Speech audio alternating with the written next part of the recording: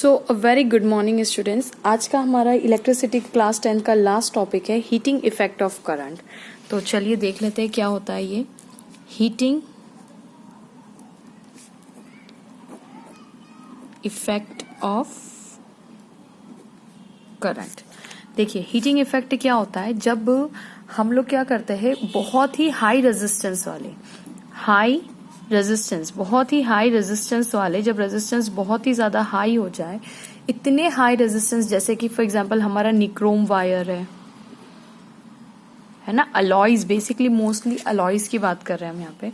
तो जिनका रेजिस्टेंस बहुत ज्यादा हो जाता है, जब हम हीट करते हैं ना इनको, जैसे आपने अपने हीटर में कुछ ऐसे करके इंस्ट्रूमेंट्स देखे होंगे, है ना, ये निक्रोम के बने हुए होते हैं। ये क्या होता है कि ये जब आप इसमें इलेक्ट्रिसिटी 220 वोल्ट हम लगा के रखते हैं ना, बाहर से जैसे स्विच ऑन करते हैं, तो ये जो है इसको इतना ज्यादा हीट कर देते हैं, इसका रेजिस्टेंस, इसका खुद का रेजिस्टेंस बहुत है। हमें ऐसा मटेरियल लेना है निक्रोम, जैसे एग्जाम्पल के तौर पे दे रही हूँ निक्रोम, या जो भी अलॉयज, मेनली तो सारे अलॉयज होते हैं, तो निक्रोम का रेजिस्टेंस बहुत ज्यादा खुद का हाई होता है। हाई होने से क्या होगा, जब इसमें करंट आप पास कर वोल्टेज 220 का दोगे, तो हाई करंट होने से इसमें क्या होगा, हाई रेजिस्टेंस होने से क्या होगा, करंट लो हो जाएगा, because V is equals to IR और V by R is equals to I। तो जब आप रेजिस्टेंस जिसका बहुत, ऐसा मटेरियल जिसका रेजिस्टेंस बहुत बहुत बहुत हाई होता है, तो उसका करंट ऑटोमेटिकली कम हो जाता है।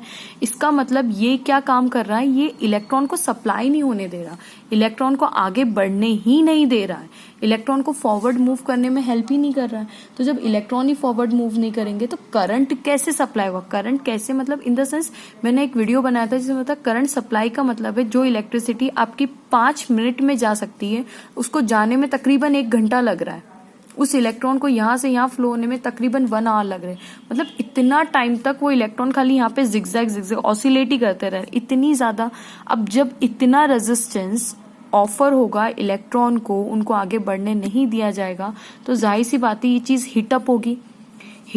तो इसी को बोलते हैं, हीटअप होने को ही बोलते हैं हीट अप होगी। हीटअप मतलब heating effect of electric current, इसी चीज को बोला जाता है हीटिंग इफेक्ट। मतलब इतना ज्यादा हीटअप हो चुका है कि अब ये जो कॉइल है ये बर्न करने लग गया, एकदम जलने लग गया, और इसी के ही जलने से, बर्न होने से या हॉट होने से हमारी आयरन जलती है, हमारा हीटर चलता है, तो हमारा बल्ब, एक पहले 100 वॉट का जो बल्ब होता है जो ऑरेंज कलर का आता है ना, बिल्कुल ऑरेंज लाइट देता है, वो येलो लाइट ऑरेंज लाइट देता है, वो ये सारे के सारे हीटिंग इफेक्ट पे चल रहे हैं। ठीक है, तो अब हीटिंग इफेक्ट का एग्जाम्पल, हीटिंग इफेक्ट यानी heating effect of current. Heat is nothing but एक फॉर्म है, यानी एनर्जी की ही ये फॉर्म है, तो एनर्जी की ही ऐसा यूनिट इसमें लगेगी। इसका फॉर्मूला होता है I²R इंटू टी।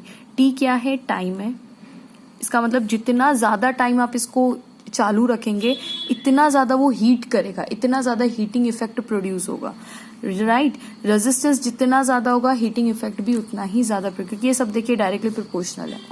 ओके, अब इसकी यूनिट की बात कर ले। इसकी यूनिट ऑफ कोर्स एनर्जी है, heating is nothing but energy, तो इसकी ऐसा यूनिट भी कितनी होगी, जूल्स में ही होगी। फटाफट एक क्वेश्चन लेते हैं, क्वेश्चन नंबर 1 एनसीईआरटी बुक का ही ले लेते हैं। कैलकुलेट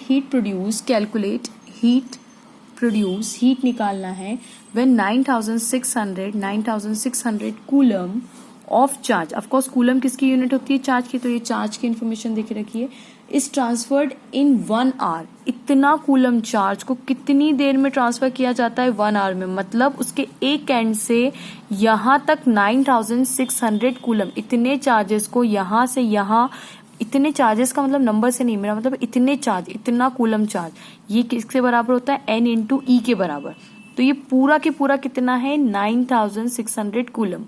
इतने कूलम चार्ज को यहां से यहां फ्लो होने में कितना टाइम लगता है, 1 आवर का, through a potential difference of 1 volt. और इसके अक्रॉस, मतलब ये आपका, ये ऐसा कुछ होगा, और ये पोटेंशियल डिफरेंस लगा के रखा है, ये देखिए यहाँ पे पोटेंशियल डिफरेंस, कितना पोटेंशियल डिफरेंस ऑफ 50 वोल्ट, यानी V की वैल्यू देके रखी है हमें, 50 वोल्ट देके रखी है। तो उन्होंने पूछा है कैलकुलेट हीट प्रोड्यूस, हीट निकालनी है, V दिया हुआ है, Q दिया हुआ है, एंड फॉर 1 आवर उन्होंने बोला हुआ है, राइट। तो मुझे बताइए Q और T देके रखते हैं तो क्या हम टाइम करंट निकाल सकते हैं। करंट क्या होता है, Q बाई T। 9600 कूलम्स दे के रखा है और टाइम कितना रखा है 1 आवर। अब देखो आर को आपको सेकंड्स में कन्वर्ट करना पड़ेगा क्योंकि ये टाइम सेकंड में होता है, तो 60 इंटू 60 कर दे, तो 60 इंटू 60 करेक्ट। ओके, तो आ जाएगा आपका 60 into 60, 6 6 36, that is answer approximately आपका आएगा 26.67 एम्पियर्स।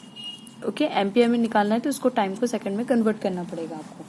अब आप मुझे बताइए, आपके पास वोल्टेज दिया हुआ है तो V equals to I R होता है, राइट। तो V की वैल्यू कितनी है, V की वैल्यू है 50 वोल्ट्स। करंट की वैल्यू कितनी है 26.67 इंटू आर निकल जाएगा, तो R की वैल्यू हो गई 50 डिवाइडेड बाई 26.67।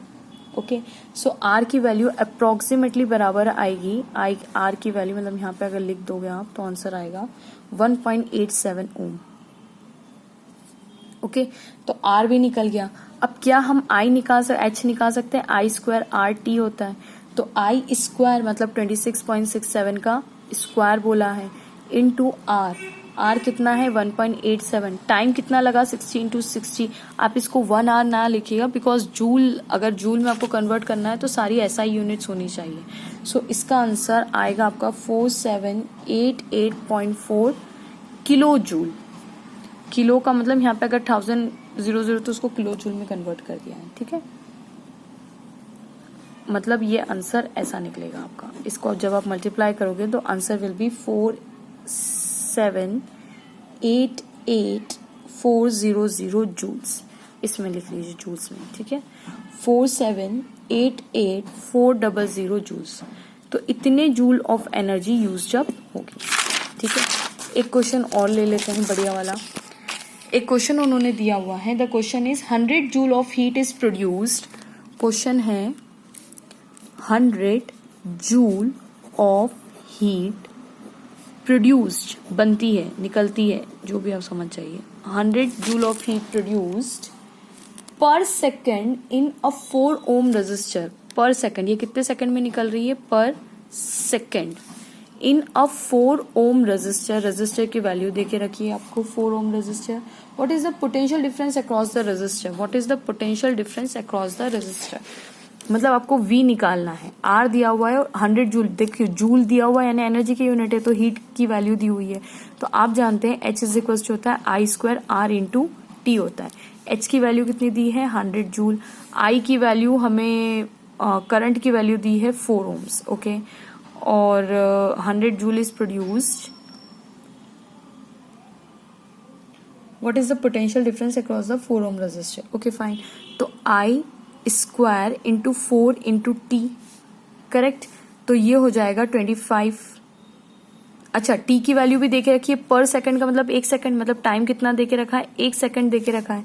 तो मैं यहाँ पे 1 मिनट हम अच्छे से ही कर लेते हैं ना। 100 is equals to I square into 4 into 1, यानी कितना हो जाएगा 4I स्क्वायर हो जाएगा, यानी I स्क्वायर की वैल्यू कितनी हो जाएगी 100/4 यानी कितनी हो जाएगी 25 हो जाएगी, यानी 25 is equals to I square, यानी 5 is equals to I under root ले लेंगे तो 5 एम्पियर, ठीक है। ये करंट की वैल्यू आ गई। अब तो इजी हो गया question. V is equals to क्या होता है IR होता है, V की वैल्यू पूछी है, I की वैल्यू हमने 5 एम्पियर निकाल ली, रेजिस्टर की वैल्यू 4, तो आंसर कितना हो जाएगा 20 वोल्ट, ओके, यानी 20 वोल्ट और 100 joule energy. Thanks for watching.